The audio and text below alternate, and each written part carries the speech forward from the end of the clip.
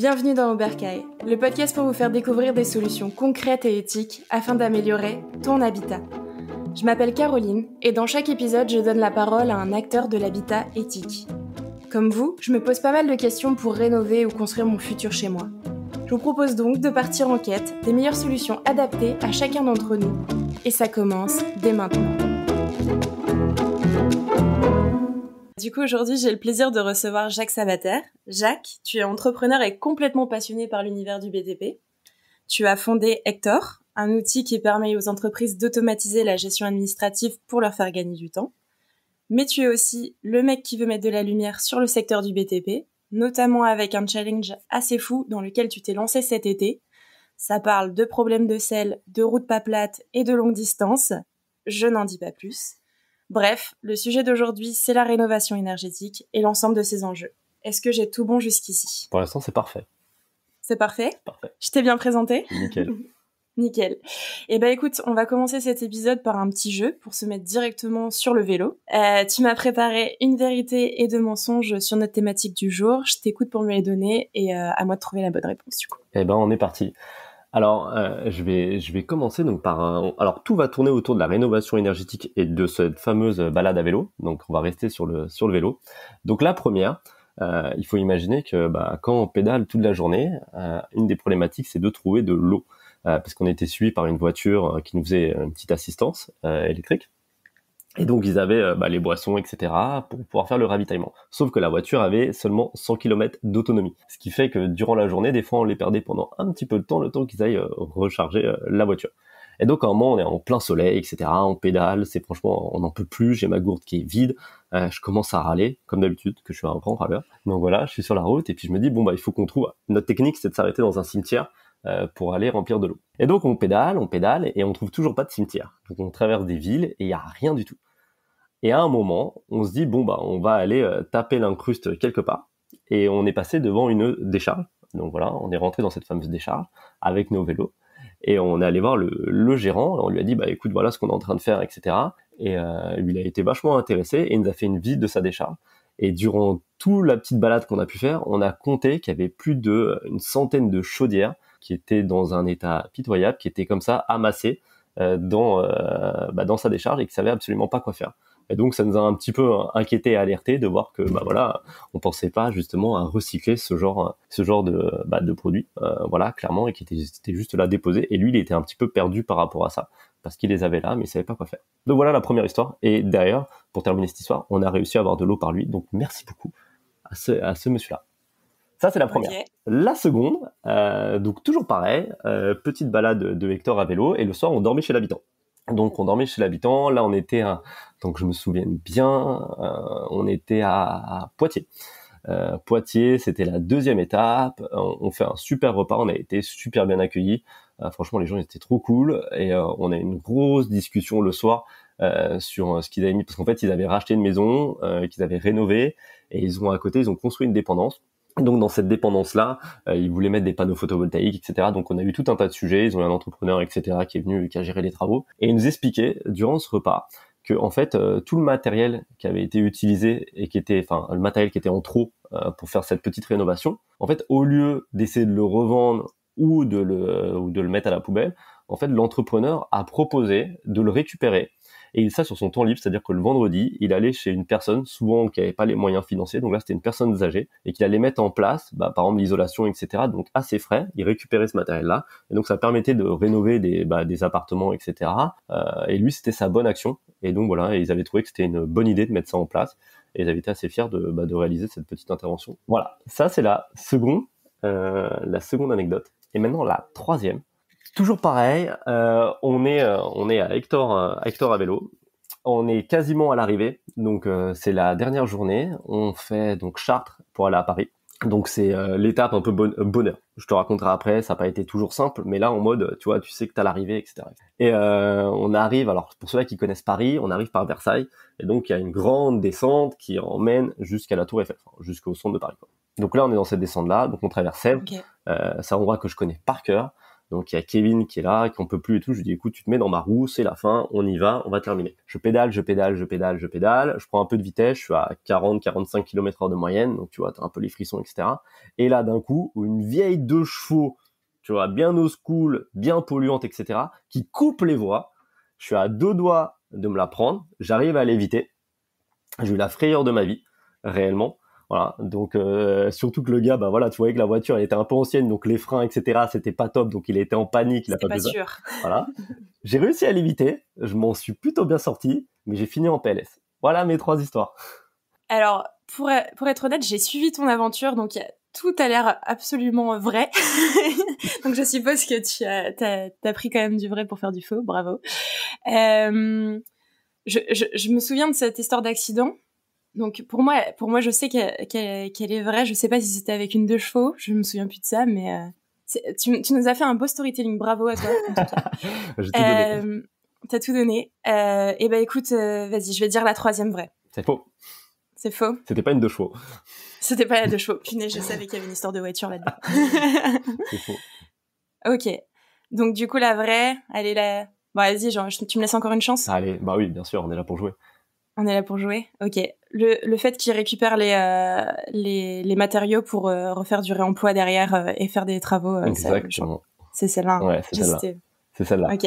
Et je l'ai trouvé top. Quand les mecs ils nous racontent ça, je me suis dit mais la démarche elle est incroyable. Enfin, genre vraiment le côté binôme qu'ils font en trinôme parce que bah voilà la personne en fait comme il dit au final je vais économiser quoi, je vais revendre le truc, tu vois, je vais pas gagner beaucoup, ou alors moi je vais aller le recycler donc il faut que je charge mon truc, j'allais le faire ça, donc au final c'est une perte de temps, donc autant le réutiliser.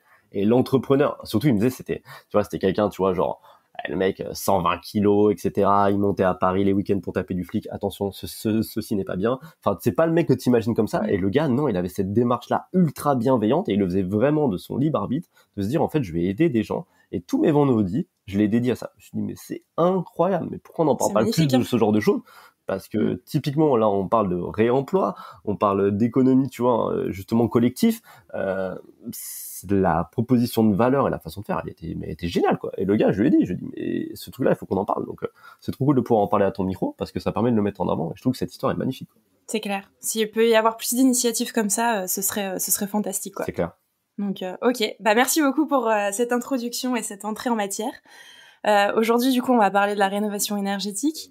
Est-ce que tu peux me définir ce que c'est pour toi la rénovation énergétique, pardon, et pourquoi tu t'y intéresses en fait? Belle question. Non, bah alors la rénovation énergétique, bah c'est justement le fait. Il faut savoir qu'aujourd'hui, on va pas se mentir, le monde il part dans tous les sens.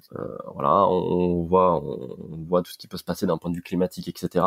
Et la rénovation énergétique fait partie de clairement des sujets qui devraient être prioritaires parce qu'aujourd'hui on a des bâtiments qui sont clairement des passoires énergétiques, parce que depuis des années on n'a pas mis ça en avant pour X raisons.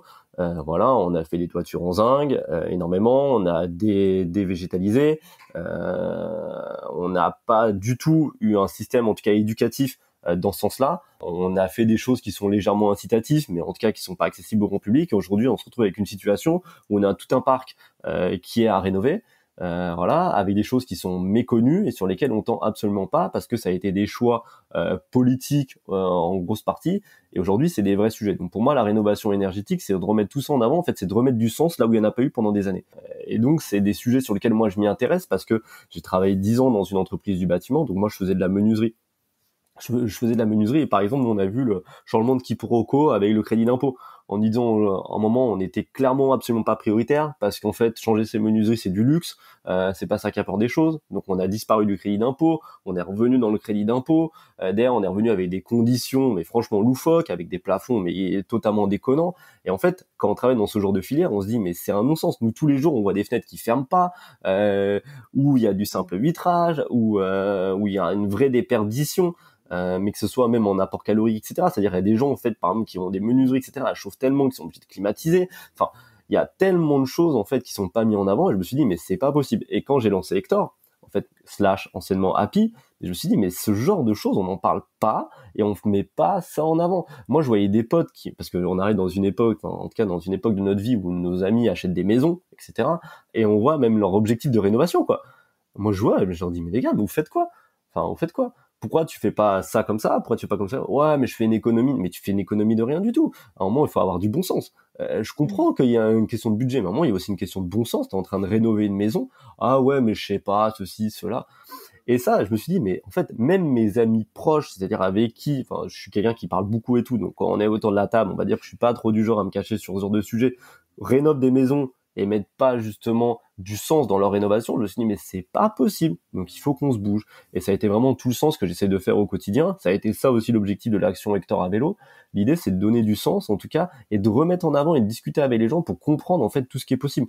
Parce qu'au final, en fait, on se rend compte que c'est clairement une méconnaissance. C'est clairement une méconnaissance, et ça, mais c'est aujourd'hui, ça pose une vraie problématique, quoi.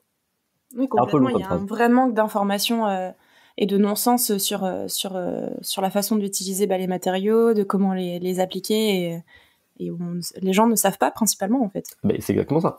C'est comme je te dis, c'est le problème, c'est ça. Et quand tu vois, moi j'ai un pote, là, il a rénové sa maison, bah voilà, tu dis tiens, là c'est nickel, tu vas faire l'isolation extérieure et tout. Et au final, il a pas fait l'isolation extérieure parce que ça lui faisait économiser 4000 balles sur son budget et tout. Tu dis mais mec, ton manteau, tu le mets où? Bah, tu le mets sur toi. Ta maison, c'est pareil, tu l'isoles par l'extérieur.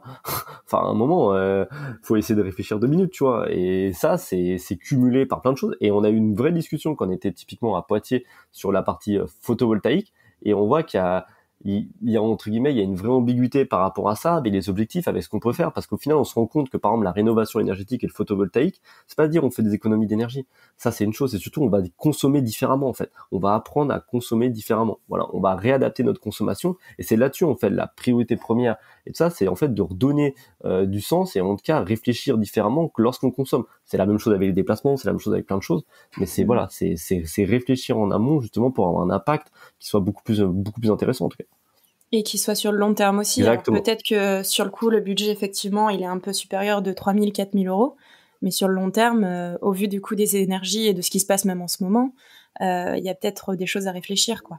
Ah, c'est clair. Et puis surtout que tu vois, genre tu parles, tu vois, genre que c'est un peu plus cher, etc. Mais au final, il y a quand même pas mal de choses qui sont mises en place, sauf qu'on les connaît pas. Derrière, il y a une lourdeur administrative qui refroidissent les gens aussi de faire ce genre de choses. C'était une vraie discussion qu'on avait. C'est-à-dire que là, quand on était toujours pas avec ces mêmes personnes à Poitiers, on dit voilà, on a changé notre chaudière.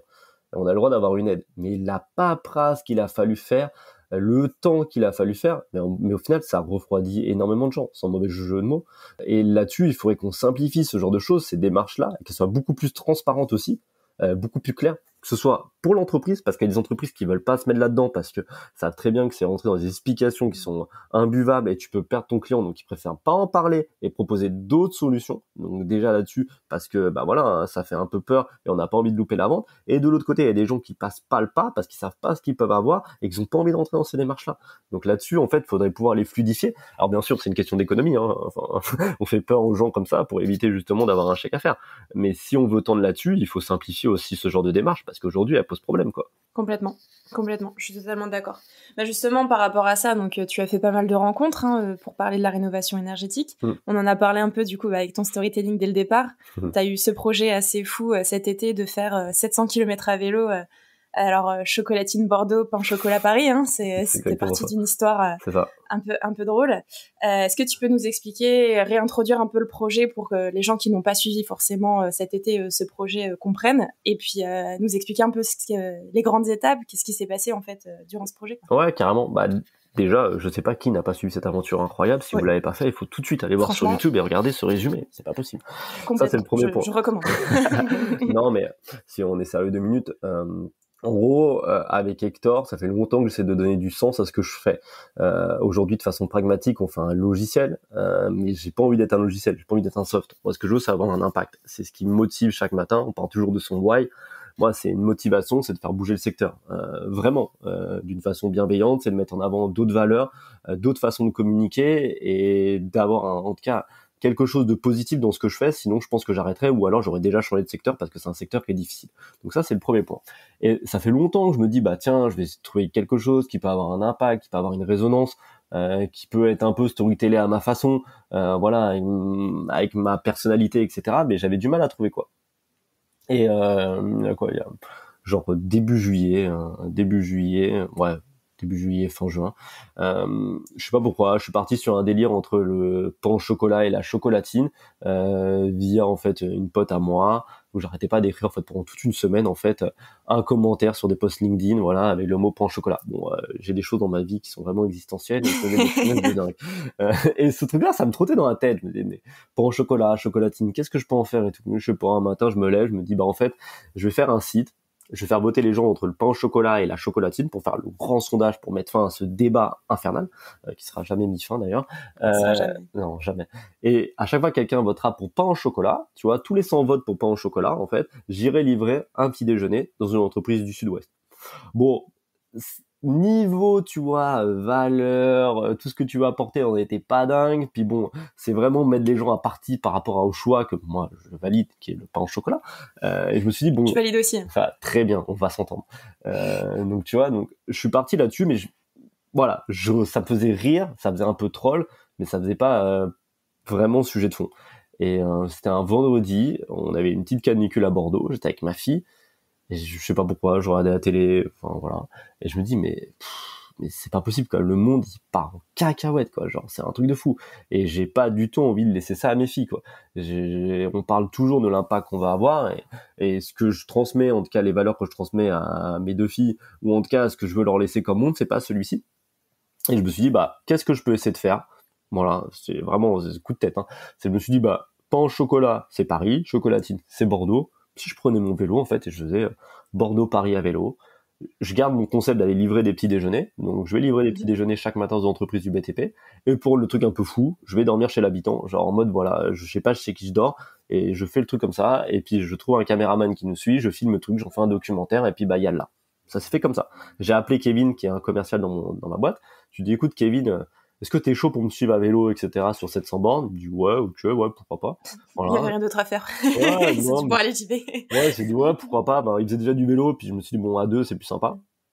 Et ça s'est fait comme ça. Le lundi, j'ai pris mon téléphone, j'ai appelé tous les gens que je pouvais avoir dans mon répertoire en disant bon, écoutez, j'ai ce projet-là, est-ce que vous me suivez ou pas? Franchement, tout le monde était là, ouais, c'est trop cool, c'est bien, c'est cool que tu te bouges, etc. Bon, t'es quand même un peu fou, tu te rends compte ce que c'est que de faire 700 km. Ouais, pas trop les gars, ne vous inquiétez pas, ça va le faire. Et puis ça s'est lancé comme ça, quoi. Et j'ai cherché un vélo que j'ai acheté 2 semaines avant de partir. On peut le voir sur la première vidéo où je me suis pris tout un tas de commentaires comme quoi ma selle était mal réglée, ceci, cela. Oui les gars, c'est que je vais pas dire que j'apprends à faire du vélo, mais un petit peu du vélo de route. Donc voilà. Donc après j'ai appris à régler ma selle, j'ai appris tout ça, mais c'est parti sur un coup de tête. Et franchement, c'est un peu la même chose que quand tu lances une boîte. Tu vois, genre factuellement, c'est un peu la même chose. C'est-à-dire que j'ai une idée, je l'ai envoyée comme ça, j'ai vu que ça mordait, je me suis mis à fond dans ce projet-là. Voilà, ça veut dire que ça a touché des gens. Et je me suis dit, bah c'est cool, les gens nous suivent, ça a un impact, et il y a un vrai truc là-dessus. Maintenant, il faut réussir à le transmettre après avec tout ce que je vais faire durant ce voyage-là. C'était le plus dur. Franchement, ce qui est le plus dur, vraiment. C'est-à-dire en fait, si je fais un petit rétrospectif, c'est-à-dire je me suis dit, je vais faire 700 km en 5 jours. Et franchement, quand t'as jamais fait de vélo, tu te rends pas compte de la difficulté de faire autant de kilomètres en si peu de jours. Et là, en fait, courageux. Ouais, c'était courageux. Franchement, c'était un peu fou. Et le truc, c'est qu'en fait, derrière, tu te retrouves en fait à faire un exploit sportif et tu te dis, mais en fait, c'est pas ça l'objectif. L'objectif, c'est pas de faire un exploit sportif, c'est de rencontrer des gens.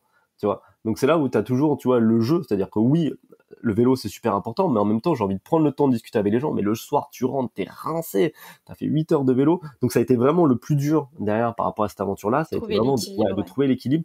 Mais par contre, de l'autre côté, d'avoir autant de monde qui nous suit, mais vraiment que ce soit des industriels, que ce soit des petites entreprises, que ce soit même des gens, mais franchement on a reçu plein de messages, etc., plein de soutien, ça a motivé de fou et c'était top.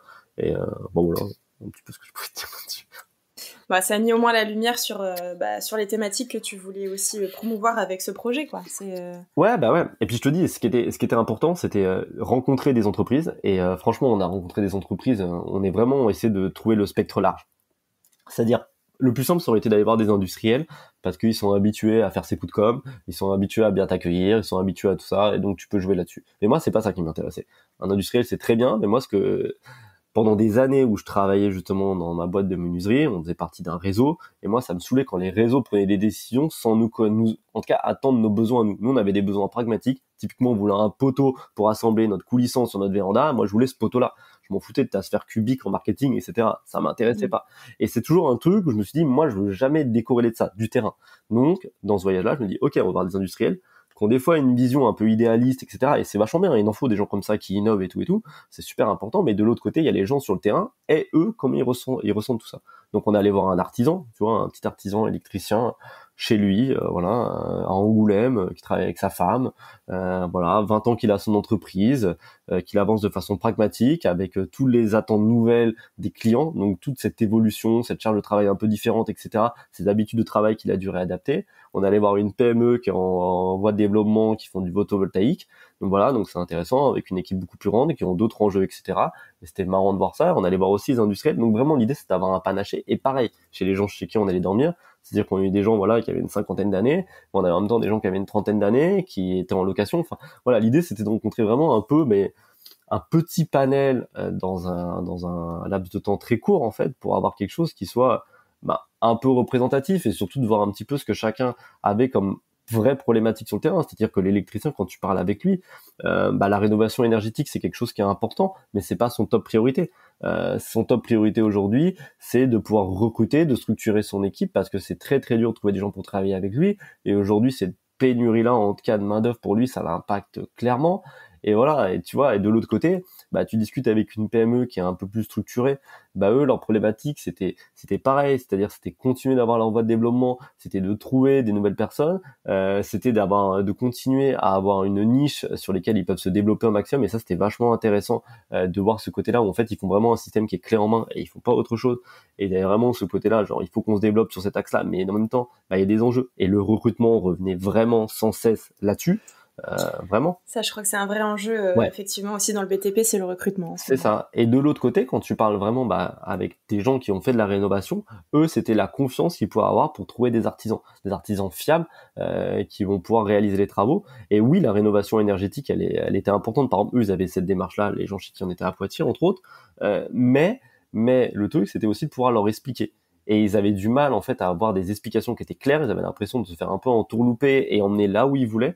Enfin, en tout cas, là où le commercial voulait les emmener, et pas dans un côté, en fait, d'évangélisation et de proposer les bonnes solutions. Et ça, c'est des choses qui les ont frustrés. C'est pour ça qu'il y a vraiment aussi ce lien, et en tout cas, de mon côté, c'est ce que j'essaye aussi de faire, c'est de remettre ce lien-là entre les entreprises qui, elles, ont des besoins très pragmatiques, et on parle toujours de structuration, de recrutement, donc ça passe par des valeurs, une communication différente, attirer une nouvelle génération vers le bâtiment, parce que c'est aussi un vrai sujet, et c'est aussi ça qu'on a voulu montrer.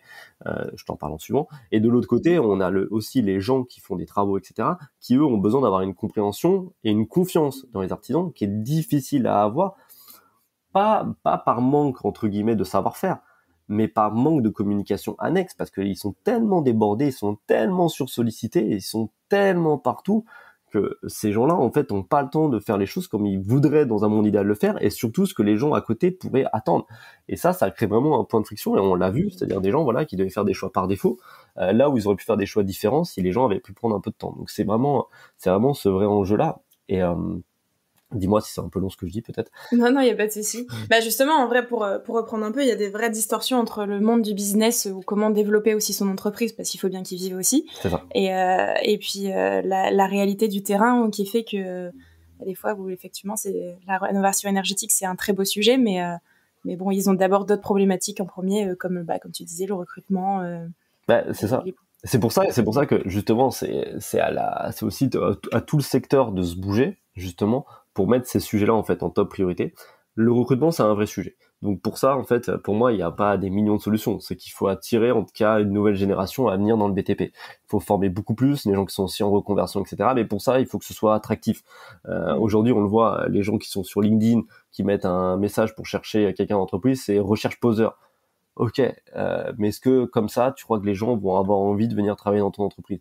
Derrière, c'est pareil. Quand tu rentres dans une boîte, c'est bon, écoute, tu vas sur le chantier, tu fais ceci, tu fais cela. L'intégration, elle y est pas. La vision, elle y est pas. Les valeurs, elles y sont pas. Parce que c'est pas dans la culture, et c'est pas grave. Mais ce qu'il faut, c'est qu'il y ait d'autres personnes. Je me mets dans le sujet, mais on est tout un tas de personnes, t'en fais partie, il y a plein de monde, etc., qui doivent mettre en avant d'autres choses pour que justement les gens se disent, mais en fait, c'est génial ce secteur, c'est génial. En fait, on donne du sens, parce que la rénovation énergétique, c'est quand même donner du sens, et c'est franchement, tout le monde qui vit sur cette planète Terre devrait être intéressé par ce sujet-là. Donc c'est un sujet qui touche tout le monde, c'est un métier où tu t'ennuies jamais, c'est un métier où tu peux faire du business, qui en plus est rentable, sur lequel tu peux t'épanouir, tu peux vraiment en plus apprendre tous les jours. Donc d'un point de vue, en tout cas, enfin, kiff perso, mais c'est juste incroyable. Mais pour ça, on le met pas en avant. On le met en avant dans le sens où t'es mauvais à l'école, bah va faire Pas un dans le BTP. bâtiment. Ouais, mais c'est ça, tu vois. Ah non, c'est clair.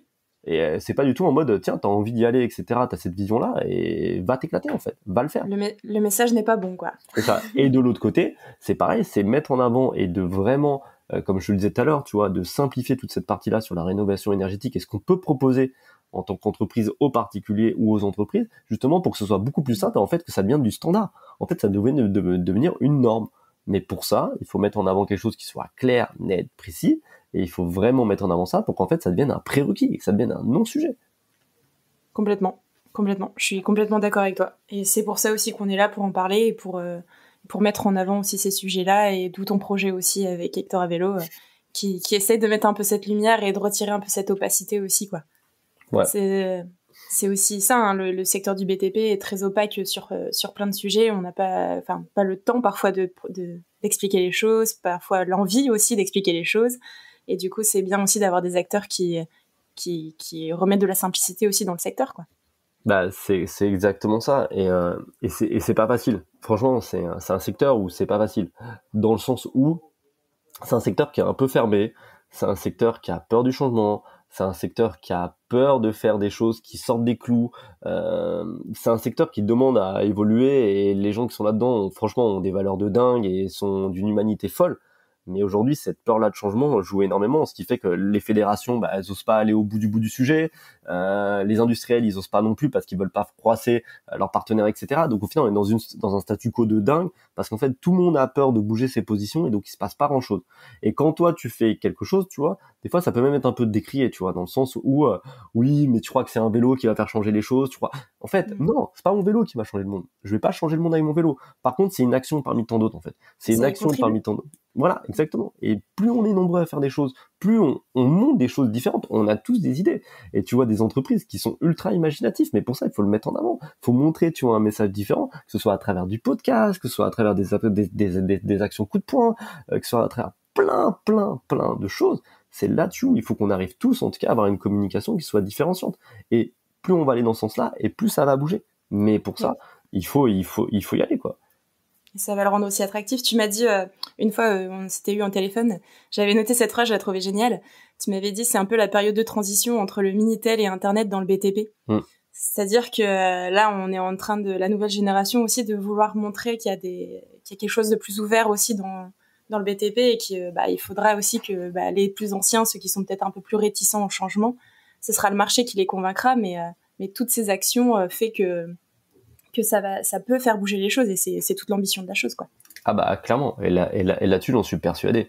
C'est qu'on voit qu'il y a plein de secteurs qui évoluent. Le BTP aujourd'hui va devoir évoluer à un moment ou un autre.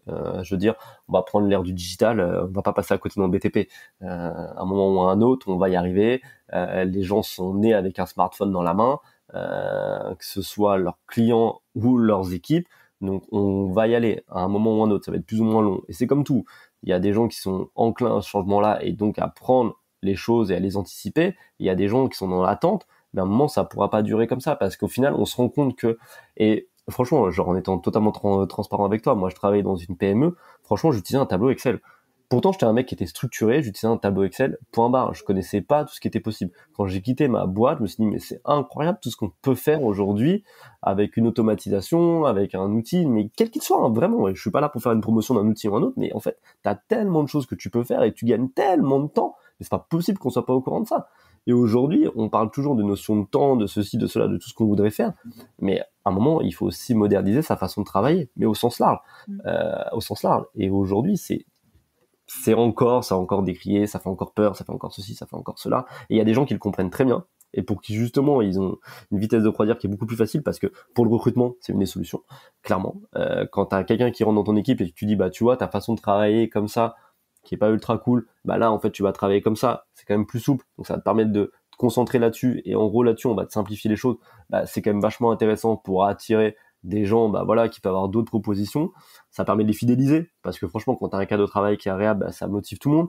Donc tout ça a un impact sur toute la chaîne de valeur vis-à-vis de tes clients, vis-à-vis de ton business, vis-à-vis de ta rentabilité, etc.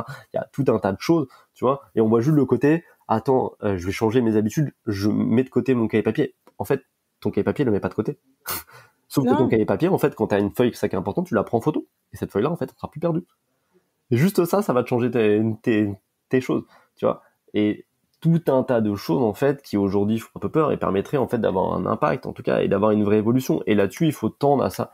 Et il faut tendre à ça et on va y passer. Et moi, je suis persuadé que c'est maintenant que le changement arrive et il faut savoir l'entendre, en fait, et il faut pas en avoir peur, en fait. Il faut pas en avoir peur. Il y a une énorme phase d'apprentissage, je pense, de toute façon, de la part de ces acteurs-là aussi, d'expliquer où est l'intérêt aussi pour ces gens, quoi. Bah, en fait, si tu veux, c'est le problème de beaucoup de personnes, et quand je dis ça, c'est pas une critique, c'est-à-dire qu'on voit juste, en fait, ce qu'on a en face de soi. C'est-à-dire, on se dit, c'est quoi mon problème? J'ai pas de salariés. J'ai manque d'équipe. Ok, ça, c'est ton problème. Mais remonte au pourquoi, en fait. Pourquoi.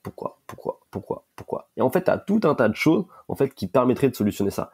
Et j'avais un pote qui me racontait toujours cette histoire-là. C'est quelqu'un qui travaillait à Saint-Gobain, et il me racontait qu'en fait, ils avaient une machine, tu vois, qui permettait de découper le verre, et ils avaient X% de casse-vitrage. Le réflexe premier, c'est de dire quoi? La machine, elle est cassée. C'est le réflexe premier. Et en fait, en réfléchissant au pourquoi, ils se sont rendus compte qu'en fait, il y avait un niveau d'huile, voilà, qui était vérifié une fois par semaine, et que ce niveau-là était trop bas, et qu'en fait, c'était juste de mettre un scotch, de faire vérifier tous les jours ce niveau-là, ça réduisait de X% les cases vitrales. C'était un bout de scotch qu'il fallait faire. Point barre. Et ça, on l'oublie tout le temps. C'est pour ça que des fois, je fais des posts, etc., pour raconter des choses sur LinkedIn. Mais c'est pas ça le problème. Mais en fait, vois pas ce problème-là. Essaie de réfléchir à tout ce que tu pourrais faire derrière pour éviter ce problème-là. Effectivement, factuellement, ton problème, c'est d'avoir des commandes en retard, des livraisons partielles, des hausses tarifaires, de manquer d'équipe. Ok, on est d'accord. Mais t'as plein d'autres solutions pour essayer d'arbitrer par rapport à ça, que ce soit plus simple, tu vois, même juste dans la compréhension du délai par ton client, parce qu'en fait, t'as une transparence avec lui qui fait que si jamais t'as un retard, il va le comprendre parce qu'il va être un peu moins stressé de se faire avoir, parce que le problème, il est là, hein. Faut savoir que la plupart du temps, on met de l'urgence là où il y en a pas. Pourquoi? Parce que les gens sont toujours stressés de se dire est-ce que ça va bien se passer, pas bien se passer. Mais en fait, si tu arrives à avoir un fil conducteur avec ces gens-là, en fait, ce stress-là, il est plus du tout la même parce qu'en fait, c'est que l'entreprise, elle est carrée. Et donc, si tu as un retard de livraison, en fait, tu vas le prévenir, il va le comprendre. Certes, il va être déçu, certes, il va peut-être râler, etc., mais il va le comprendre. Donc, le digital là-dessus aurait eu un impact sur ton retard de ton fournisseur. Et ça, on l'oublie. Voilà. Donc, il y a tout un tas de choses et il faut essayer de remonter et c'est vraiment un combat de tous les jours. C'est pour ça que je te disais, si t'es pas passionné, je pense que tu changes de secteur. Je suis complètement d'accord avec toi. Je te propose que tu nous parles aussi un petit peu de tout ce qui est de l'ambition d'Hector, parce que tu m'as dit aussi une fois, un des non-sens, c'est tout ce qu'on peut mettre aussi à la poubelle dans le BTP. Hector, tu peux repitcher parce que je l'ai fait très brièvement au début, mais tu peux réexpliquer un petit peu ce que c'est dans sa globalité, et puis aussi la vision de ce que vous voulez aussi apporter avec votre entreprise, parce que ça touche aussi à ces non-sens-là. Je te laisse la parole. Magnifique. Hector, en une phrase, en gros, on a un logiciel qui permet d'automatiser la majorité des tâches administratives. Donc ça va vraiment de la gestion de tout le fil d'Ariane d'un projet, donc de la première prise de rendez-vous jusqu'à la gestion du SAV. Et l'idée, c'est qu'on automatise et on enlève toutes les tâches qui pourraient être simplifiées pour l'entreprise. Donc ça va aller sur la partie commerciale, sur la partie facturation, sur la partie commande, planification, etc. Donc l'ambition première, c'est de dire en fait, toi t'es commercial, ton objectif c'est pas de penser à faire tes relances, tes ceci, tes cela. Ton objectif c'est d'aller ramener du chiffre. Nous on te permet d'automatiser tout le reste pour que tu te concentres sur ramener du chiffre. La personne qui est sur le chantier, l'idée c'est que tu puisses faire les travaux, pas penser à toutes les tâches annexes. Concentre-toi sur tes travaux. Et le chef d'entreprise, l'objectif c'est que tu puisses piloter ton entreprise et pas faire le pompier de service. L'idée c'est qu'en fait on t'a permis d'automatiser la plupart des choses pour que tu puisses te concentrer sur le développement de ton entreprise. Et le petit plus, surtout qui est super important, c'est qu'en fait, via une plateforme, on permet au client, donc qui fait les travaux avec cette entreprise-là, de suivre l'avancée de son projet. Donc via cette plateforme-là, il peut prendre des rendez-vous en ligne, typiquement pour venir au showroom, il peut signer ses devis, payer ses factures en ligne, et il peut surtout avoir l'information, ses délais prévisionnels, ses intervenants, etc. Donc l'idée, c'est un peu de remettre de la confiance entre les différentes parties prenantes, que ce soit en interne de l'entreprise et en externe, et donc de dire que ton téléphone portable qui sonne tout le temps pour que tu gères une galère, une urgence, etc., il arrête de sonner, que tu puisses te concentrer sur ce que tu dois faire au quotidien. Donc ça, c'est un peu la promesse de Hector et ce pourquoi on travaille, ce qui est très compliqué parce que en gros, on a un logiciel qui doit répondre à chacun des parties prenantes d'une entreprise.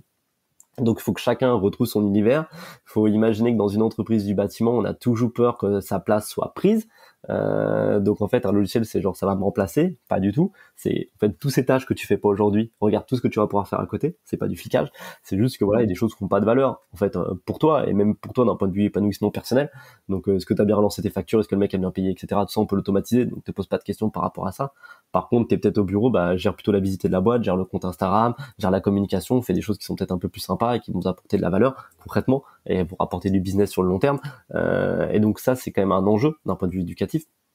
Donc on a vraiment tout un sujet, et ce pourquoi on travaille tous les jours avec Hector, c'est justement de réussir à remettre un petit peu de méthode dans des entreprises qui ont, je vais pas dire pas, parce qu'ils ont non, mais qui ont pas quelque chose qui soit structuré. On parlait tout à l'heure, tu vois, de la partie recrutement. Aujourd'hui, t'as un nouveau commercial qui arrive dans ton entreprise, bah, le mec il arrive, tu vas dire écoute, tu vas aller vendre les fenêtres.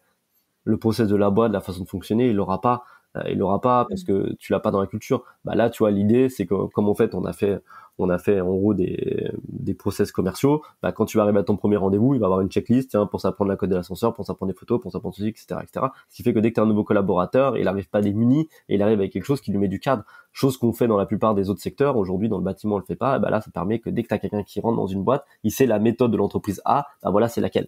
Voilà. C'est beaucoup plus confortable. C'est beaucoup plus confortable pour tout le monde. Donc ça, c'est vraiment l'ambitieux. Donc on a tout un sujet éducatif. Tout est un sujet éducatif. Mais à côté de ça, l'idée par rapport à ça, c'est aussi d'avoir un impact profond. Quand je parle d'avoir un impact profond, c'est digitaliser un secteur pour, en tout cas, au maximum leur permettre de profiter un petit peu mieux de leur quotidien. Parce que franchement, pareil, on parlait tout à l'heure de passion de notre côté, mais de l'autre côté, quand tu vis au quotidien dans le BTP, il faut être passionné. Parce que franchement, c'est 24/24, c'est 7/7. Les gens sont très intrusifs, tes équipes aussi.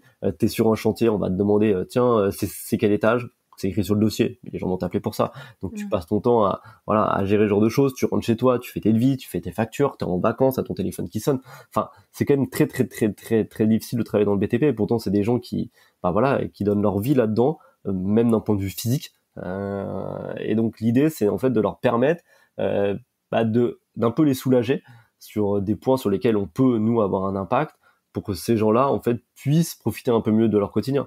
Moi, j'ai mon père qui travaille dans le bâtiment. Je veux dire, je l'ai jamais vu quand on est ensemble ne pas être au téléphone. Tout le temps au téléphone. Moi, quand j'avais un rendez-vous commercial, et je le dis toujours aux gens, faites un test. Quand vous avez quelqu'un qui vient, un entrepreneur, vous regardez combien de fois il a son téléphone qui sonne. À minimum, sur un rendez-vous, son téléphone va sonner 3 fois. Il aura reçu 3 SMS aussi, et il aura reçu 3 mails. Voilà. Ça, c'est la base. Et c'est tout le temps, toute la journée. Et donc, l'idée, c'est de soulager ces gens-là. Déjà parce que les gens qui sont aujourd'hui là-dedans, bah, c'est cool, ils sont motivés, ils ont été là-dedans, il y a une vraie culture du travail, donc ils acceptent. Mais quand t'as d'autres personnes qui voient d'autres choses, à un moment tu dis, bah attends, stop, je vais faire autre chose. Réellement, je vais faire autre chose. Moi là, j'ai Kevin qui travaille chez moi, il travaille avant dans une entreprise du bâtiment. Là, il a pris 2 semaines, il est parti au Portugal. Il m'a dit, mais c'était les meilleures vacances de ma vie. C'est la première fois que j'ai pas dû gérer des galères. C'est la première fois. Ça peut vite être épuisant, hein. Et ça peut être vite être épuisant parce que ta santé mentale, en fait, t'es toujours là-dessus. Toujours là-dessus. Et surtout, c'est un métier où on traite que de l'urgence par manque d'anticipation. C'est le gros problème. Hein. On parle d'urgence parce qu'on anticipe rien. On anticipe rien parce qu'on n'a pas le temps, parce qu'on n'a pas l'envie, parce qu'on a peur des frictions, parce qu'on a peur de plein de choses. Et tout simplement parce qu'on est débordé. Et on gère tout le temps de l'urgence. Et gérer de l'urgence, il n'y a rien de plus stressant. Enfin, dire, demain, on t'appelle, on dit, tiens, il y a une catastrophe, ceci, cela, c'est la panique. Bah voilà, quand au quotidien, c'est ça, d'un point de vue stress, c'est compliqué. Donc ça, c'est vraiment l'objectif profond et un peu primaire de Hector. C'est voilà ce que j'essaie de résoudre au quotidien. Et après, il y a tous les sujets secondaires. Sous le sujet secondaire, c'est de dire comment par rapport à ça, on crée un écosystème qui soit entre guillemets beaucoup plus cohérent et beaucoup plus en fait impactant positivement. Et donc ça regroupe plein de choses. Donc il y a la première chose qui est un peu pragmatique, c'est limiter l'impact numérique. Tu vois, aujourd'hui, une entreprise qui fait un devis, à chaque fois elle va envoyer, tu vois, une doc qui fait 10 émos par mail et multiplié par X clients, etc. C'est un non-sens. Aujourd'hui, tu as un doc, tu donnes une vue dessus. Arrête de l'envoyer. Tu vois, donc déjà, ça c'est quelque chose de pragmatique. Limiter tout cet impact-là numérique, ce soit même sur la gestion des serveurs. Nous, en interne, on est une solution SaaS. Donc, en gros, c'est une solution que tu peux te connecter sur un navigateur internet ou sur ton téléphone. Mais voilà, t'as pas d'installation sur ton serveur. Donc, on gère tout ça sur du cloud, donc sur des serveurs externalisés. Et nous, tu vois, pareil, on a cherché des serveurs qui sont les plus verts possibles parce que justement, c'est avoir un impact par rapport à ça. Donc ça, c'est le premier sujet. Second sujet, c'est limiter les déplacements. dans le bâtiment, on passe notre temps en bagnole. On passe notre temps en bagnole pour d'aller sur chantier, faire chantier en chantier pour parfois rien du tout. Exactement. Et donc l'idée, c'est comment on peut travailler là-dessus. Donc nous, on a travaillé sur un système de géolocalisation, même pour les SAV. Tu vois, on fait un peu un système qu'on peut faire au EDF parce que dans le bâtiment, on n'ose pas dire non. Donc demain, tu vas m'appeler, tu vas me dire j'ai un problème sur ma fenêtre, tu vas dire il faut venir demain 10h. Et les entreprises du bâtiment vont pas dire non, elles vont dire oui. Le problème, c'est que ça casse leur planning. Là, l'idée, c'est de dire, en fait, on va te donner une plage horaire. Donc, on va venir entre 8h et midi. Et le soir, l'algorithme, pouf, mouline et prépare le meilleur itinéraire. Donc, toi, tu vas recevoir une horaire un peu plus précise. Mais déjà, on va optimiser ce déplacement. C'est-à-dire qu'à leur place, on va leur apprendre à dire non. Et en fait, les gens s'adaptent. Tu leur rends service. Il faut jamais oublier ça. Tu leur rends service, les gens peuvent s'organiser, sauf que comme ils savent que les boîtes du BTP sont pas structurées, ils en profitent. C'est pour ça qu'ils renégocient, etc., et qu'il y a plein d'autres impacts derrière. C'est qu'ils savent qu'elles sont pas structurées, donc ils peuvent profiter de ça. Avec EDF, t'essaies pas de faire ça. On dit, ils viennent telle journée. T'as pas le choix, hein. Tu poses ta journée et tu vois. Même si c'est chiant, en même temps, il faut être cohérent. Donc ça, c'est le second point. Et après, on a justement un sujet qui est beaucoup plus profond, c'est de dire, toutes ces entreprises-là avec qui on travaille, en fait, on a plein de choses sur lesquelles on peut essayer de les mettre en commun. Donc déjà, on peut les faire travailler ensemble. Donc on a tout un système de mentorat qu'on essaie de travailler, c'est-à-dire de dire, quelqu'un qui démarre dans le bâtiment, souvent il a besoin d'être formé, il a besoin aussi, typiquement on en parlait, tu vois, l'électricien qui a 20 ans d'expérience, lui il a du travail, il cherche des gens pour lui donner un coup de main. Il y a peut-être un auto-entrepreneur, tu vois, qui vient de démarrer, qui lui a un peu moins de business, qui peut aller travailler avec lui. Ça lui donne du business, ça lui permet d'apprendre. Donc il y a tout un système un peu vertueux de se dire comment on peut faire travailler les uns avec les autres et ensemble pour créer un petit écosystème. Donc ça, c'est vraiment des sujets sur lesquels on travaille vraiment régulièrement et qui font vraiment partie en tout cas de nos sujets prioritaires. Et puis le second point qu'on a parlé tout à l'heure, c'est le réemploi. En fait, on se rend compte que tous ces gens-là ont plein de choses qu'ils savent pas quoi faire. Ils savent pas quoi faire. Et donc l'idée, c'est de dire, en fait, tous nos utilisateurs en fait sont connectés les uns avec les autres. En fait, tu peux déjà partager ton stockage, tu vois, parce que tu peux te dire, tiens, moi j'ai de la place, donc au lieu que le mec aille prendre un atelier, restocker, ceci, cela, en fait, va réutiliser celui-là de l'autre. Et puis en fait, il y a des choses que j'utilise sur un chantier, je ne sais pas quoi faire, et tiens, tu peux le proposer à quelqu'un de la communauté. Donc là, aujourd'hui, c'est du test. On est clairement aux prémices de ça, mais en tout cas, on veut vraiment réussir à attendre, en fait, avec tous les utilisateurs de Hector, de dire, en fait, on crée une communauté autour de ça, que ce soit en termes de mentorat, d'action, de côté ludique, tu vois, on travaille sur une académie, donc pareil, pour en fait monter en compétences, parce que l'idée du logiciel, c'est de dire, très cool, tu vois, par exemple, nous, on a des analyses, tu vois, pour dire ton taux de transformation, etc.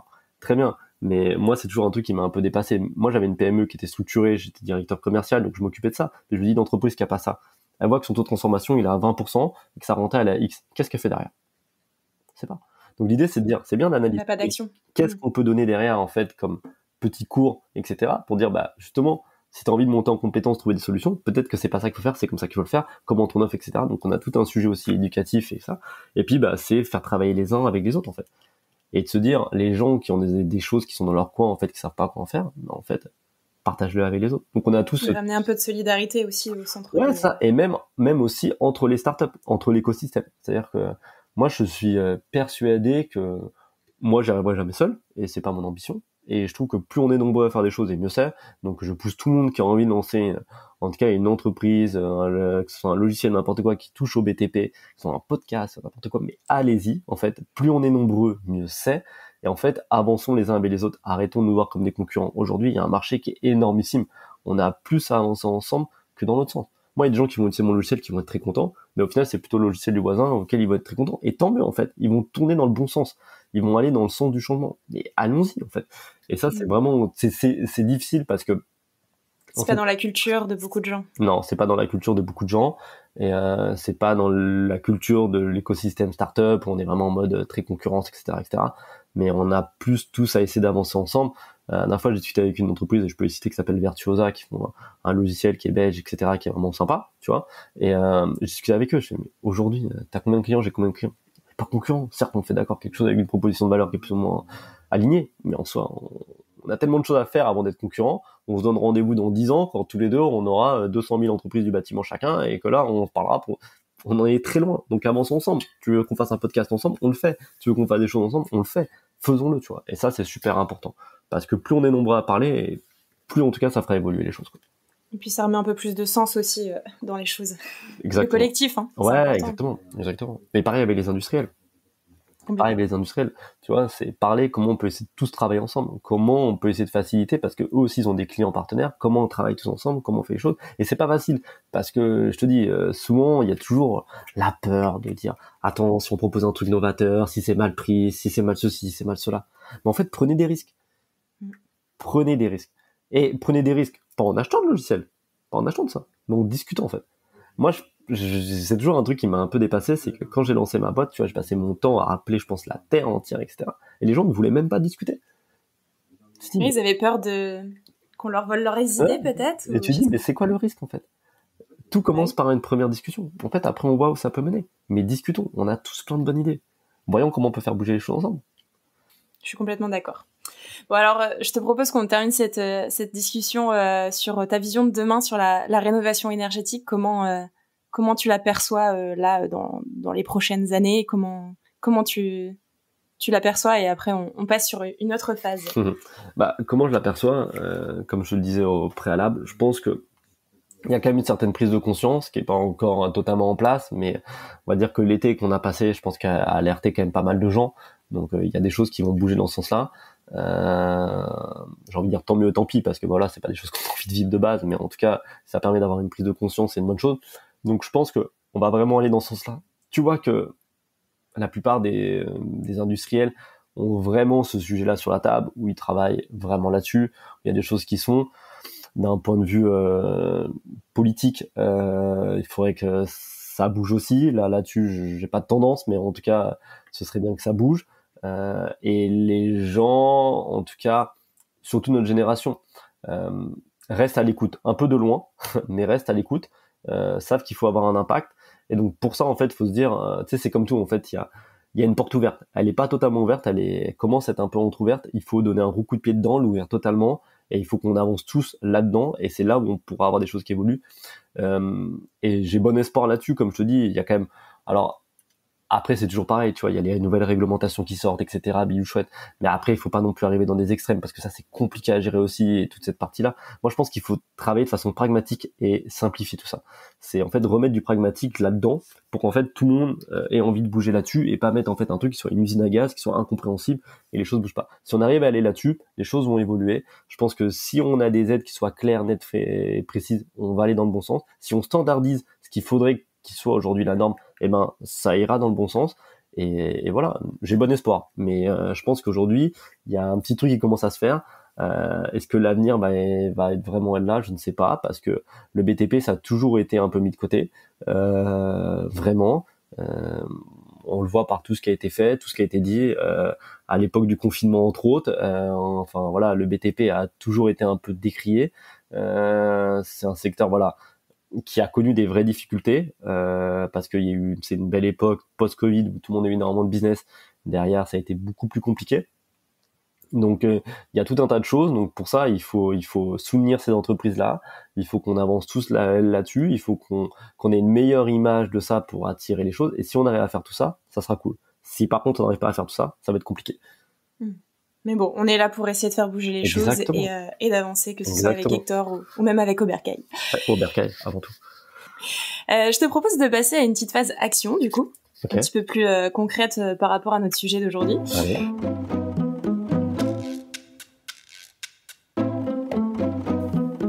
Et concrètement, comment ça se passe pour son bercail ?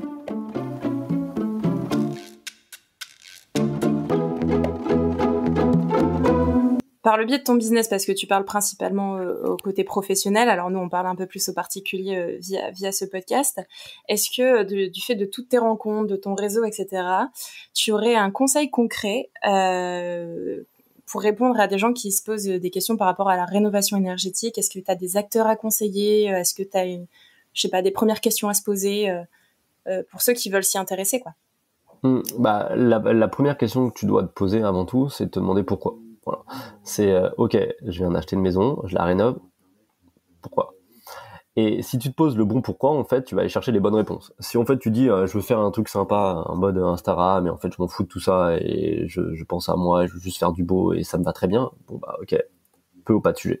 Si tu dis en fait je veux faire une rénovation et je pense que cette rénovation là doit avoir un sens, et justement ça veut pas dire que c'est pas lié à l'esthétique, en fait tu vas aller trouver les solutions. Et en fait les solutions tu les as partout. C'est toujours pareil. Aujourd'hui on est quand même dans une époque où l'information elle est accessible. Tu peux aller sur YouTube, tu peux chercher, t'as des articles, t'as tout ce qu'il faut, etc. Mais en fait c'est juste comme tout, c'est de s'y intéresser. Une rénovation c'est un projet de vie. C'est pas un truc que tu fais comme ça, c'est pas un truc que tu fais tous les jours, et comme tout projet de vie, en fait, t'as besoin de prendre un maximum d'informations. Donc en fait, tu dis ok, je rénove tel type de bâtisse, bah, quelles sont les choses que je peux faire, qu'est-ce que je peux pas faire, etc. Et l'idée, c'est de se renseigner au maximum et surtout de trouver un intermédiaire pour vulgariser un peu ce que tu dis. Typiquement, un architecte, un maître d'œuvre ou autre sont là aussi pour ça. C'est leur métier. Souvent, maintenant, on les met un peu de côté parce qu'on se dit, en fait, on peut les squeezer parce que ça peut faire une économie. Mais la réalité, en fait, ils sont là aussi pour donner les bons conseils, ils sont là aussi pour avoir une bonne vision et ils sont là aussi pour faire l'intermédiaire avec l'entreprise et mettre le bon cahier des charges. Donc, ils peuvent même être juste là dans la phase d'étude. Ils sont pas obligés d'être là pour le suivi de chantier parce que pour X raison, tu penses que tu peux le gérer, etc. Mais c'est aussi intéressant, d'avoir des intermédiaires qui vont pouvoir vulgariser les choses et pouvoir t'accompagner, en tout cas, avoir les bonnes préconisations. Donc, moi, je pense que c'est des gens, je te dis, qui sont vraiment mis de côté, surtout en ce moment, et ils sont là pour ça. C'est leur job. C'est leur job. C'est leur job de penser, à réfléchir. Alors, bien sûr, qu'il y a des entreprises qui vont dire, oui, mais regarde, les architectes, c'est des généralistes. Oui, bien sûr. Mais c'est leur boulot d'être généraliste, de proposer des bonnes solutions. Après, c'est aux entreprises de travailler intelligemment pour que ça se passe bien. Et ça, c'est quelque chose qui est super important. C'est essayer, quand vous faites une rénovation, vraiment de trouver des entreprises qui s'entendent bien, même si il y a une petite économie que vous allez pas faire là-dessus, mais réellement, ça va vous enlever des maux de tête. Donc, essayez de trouver des entreprises qui ont l'habitude de travailler ensemble. Pareil, voilà, via un architecte, de voir que voilà, l'architecte a l'habitude de travailler avec telle entreprise, fait la maçonnerie, etc. Essayez d'écouter ce genre de préconisations parce que ça vous évitera des problèmes derrière. Parce que le manque de communication sur un chantier, c'est là où vous allez rencontrer des difficultés. Donc, c'est là où les difficultés commencent aussi. Ouais, c'est là où les difficultés commencent. Donc vraiment, prenez le temps, même en phase d'études. De l'autre côté, jouez le jeu avec les entreprises. C'est-à-dire que demandez pas un devis en 48 heures et derrière vous mettez 3 semaines à répondre et puis derrière vous dites voilà les travaux vous attaquez. Soyez intelligent de bout à bout pour éviter les points de friction. Déplacez-vous, allez voir les choses. Moi ça m'a toujours dépassé les gens qui voulaient signer le devis sans se déplacer au showroom, etc. Allez voir les produits, allez regarder les choses. C'est voilà, prenez le temps. En fait, ce temps-là que vous allez prendre au début, mais c'est comme tout, hein. C'est un temps préparatoire qui est en tout cas impossible à enlever. Ça va vous éviter en tout cas beaucoup de problèmes. Donc soyez pas non plus dans l'urgence, prenez ce temps-là, entourez-vous de professionnels, écoutez, prenez du recul, renseignez-vous, prenez pas tout comme argent comptant non plus, c'est comme tout, que ce soit la vie des potes, tout ce que vous lisez sur internet, etc. Essayez de vous renseigner au maximum et de prendre un maximum de recul, et surtout réfléchissez à ce que vous voulez faire de ce projet-là. Voilà. Ok. Et pour juste rajouter, même au niveau des professionnels, il y en a qui sont généralistes, mais il y en a aussi qui sont bien spécialisés. Par exemple, ça existe aussi des architectes qui sont spécialisés dans le réemploi ou dans d'autres secteurs. Donc, ça se trouve aussi, quoi. Ah ouais, bien sûr. Non, bien sûr. Non, mais quand je parlais de généraliste, c'est vraiment entre tous les corps de métier, en fait, au sein d'un projet. Voilà. Ils vont parler aussi bien aux maçons, qu'aux menuisiers, qu'aux couvreurs, etc. Donc, mais bien sûr qu'il y a des architectes qui ont des appétences et comme tout, des domaines d'expertise et tournez-vous vers ce genre de domaine d'expertise. Mais, je suis assez d'accord avec toi là-dessus. Très bon conseil, merci Jake.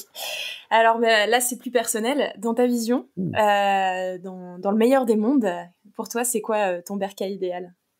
Mon bercail idéal.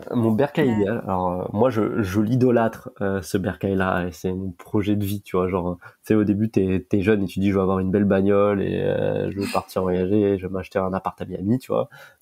Et puis derrière, en fait, tu deviens plus pragmatique et tu commences à avancer dans ta vie. Et en fait, ton bercail devient vraiment j'ai envie de dire, c'est ta zone de confort, c'est ton endroit zen, c'est là où tu te ressources, c'est là où tu fais bien ta... Ouais, c'est ton cocon, et c'est super important.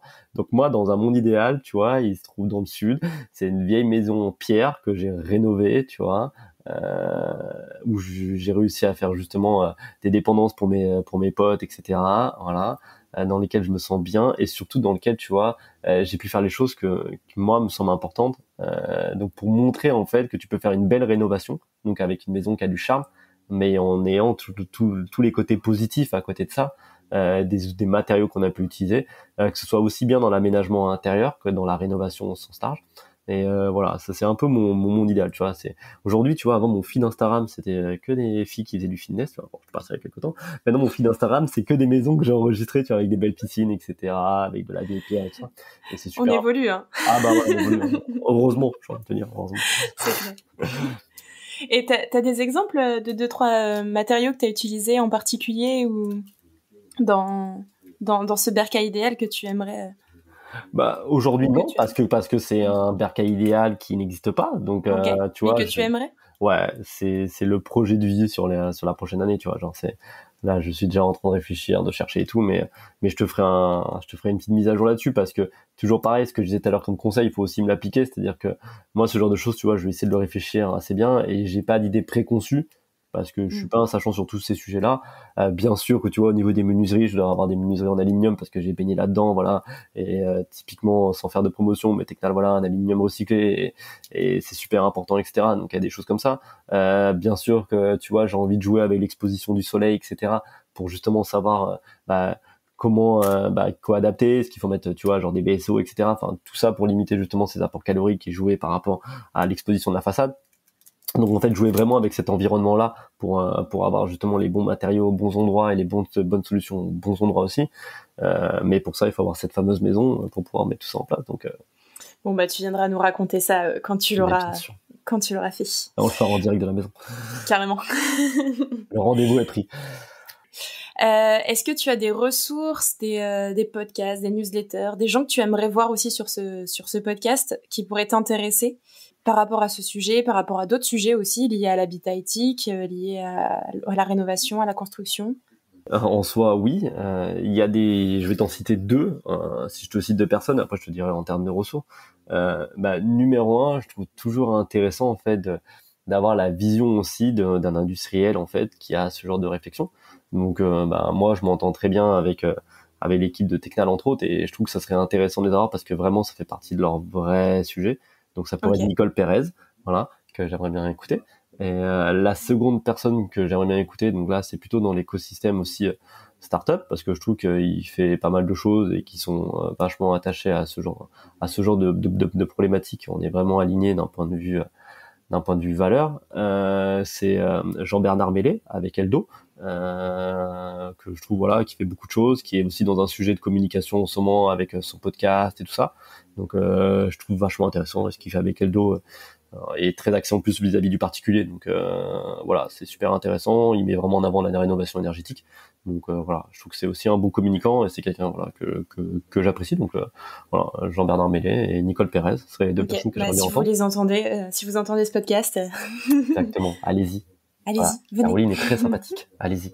Venez à mon micro. Voilà, venez. Ok. Et d'autres sources, peut-être plus, je sais pas, sites ou chaînes ou livres ou autres que tu penserais lié à la rénovation énergétique? Lié à la rénovation ou au logement ou des choses que tu aurais pu voir qui pourraient être intéressantes Alors là, c'est très compliqué. Franchement, je trouve que c'est très compliqué parce que c'est difficile de trouver des ressources, en tout cas, qui sont, tu vois, claires, simples et accessibles. Bien sûr que, tu vois, il y a toujours des articles qui sont sympas, etc., en termes d'inspiration. Mais en tout cas, en termes d'éducation, je trouve que c'est assez difficile d'avoir des choses claires. Donc, je dirais Aubercaille avant tout, à recruter pour tout. Voilà, où toi, tu as vraiment cette démarche-là de le vulgariser et de le rendre accessible. Mais aujourd'hui, c'est peu existant. Enfin, franchement, moi, j'ai beau chercher, etc. J'ai pas de ressources, en termes de podcast. Il y en a très peu aussi. Mais non, je trouve que c'est pas, voilà. Comme ça, j'en ai pas qui me viennent en tête. Je suis désolé pour ceux-là qui le font. Donc, n'hésitez pas à me le dire, hein. S'il y a des bonnes ressources que je pourrais avoir, je suis preneur. Mais comme ça, il y a pas grand-chose qui me viennent en tête. On va aller creuser ça. Ok. Écoute, on vient à la fin de cet épisode. Je te remercie grandement, en tout cas, Jacques, pour tout ce que tu nous as raconté aujourd'hui. Est-ce que s'il y a des gens qui souhaitent te contacter ou te suivre parce que tu es très actif aussi sur LinkedIn? Le plus simple, c'est LinkedIn. Donc Jacques Sabater, il n'y a pas de piège. Voilà, je poste assez régulièrement. J'essaie de répondre en tout cas à tous les messages parce que voilà, moi j'adore échanger. Donc n'hésitez surtout pas. De l'autre côté, si quelqu'un a envie de m'envoyer un mail, n'hésitez pas. C'est jacques@hector-app.co. Voilà, pareil. Je suis toujours preneur pour un bon café, donc n'hésitez pas. Voilà, donc écoutez. Prenez contact, je suis très gentil, donc voilà. Et si vous avez des questions, je confirme. Je suis preneur. Ouais, alors par contre, je suis mal organisé, Caroline pourra vous le dire. En ce moment, c'était un peu tanné, mais promis, je travaille dessus. Ok. Et j'ai une dernière petite question un peu surprise pour toi, parce que j'avais suivi ton live où tu avais expliqué justement l'envers du décor aussi de tes 700 km à vélo. Ouais. Et vous avez vous avez annoncé à peu près de prévoir un autre projet différent pour l'année prochaine. Est-ce qu'on peut en savoir un petit peu plus ou est-ce que c'est encore dans... Non, tu peux en savoir plus. Dans les backstage. Non, tu peux en savoir plus parce que voilà, c'est toujours pareil, on construit en public, c'est beaucoup plus sympa. Là, on l'a fait en France et je trouve ça top. Et en fait, l'idée, c'est l'année prochaine, c'est de le faire à l'étranger. Donc pour aller regarder ce qui se fait dans d'autres pays, donc avec la même démarche. Dans l'idée, ça serait de partir au Canada. Donc voilà. Donc en tout cas, oui, il y aura une saison 2, ça c'est sûr. Et dans l'idée, en tout cas, aujourd'hui, je tends vers le Canada. Donc voilà, aller voir ce qui se passe. Pareil, dormir chez l'habitant, rencontrer des entreprises et voir ce qui peut se faire dans d'autres pays. Voilà, pour s'inspirer aussi, parce que c'est pas facile de regarder toujours ce qui peut se faire à droite, à gauche. Et voilà, donc là, ça va être un peu l'objectif, c'est de découvrir autre chose. Et c'est parti pour le Canada. Génial. Merci beaucoup. Trop bien, Jacques. Et je te souhaite une bonne journée. Au plaisir. Ciao. Ciao. Encore un grand merci, Jacques, de nous avoir transmis ta vision sur le sujet de la rénovation énergétique. Si tu as aimé l'épisode, tu peux soutenir Oberkaï en nous laissant 5 étoiles sur Spotify et Apple Podcast et un commentaire pour nous dire ce qui t'a plu et les sujets que tu souhaiterais qu'on aborde. Et si on co-créait Oberkaï ensemble? Si tu te dis « Oh non, l'épisode est déjà terminé », tu peux vite nous retrouver sur le site www.oberkaï.co et y retrouver tous les sujets abordés dans ce podcast. À très vite!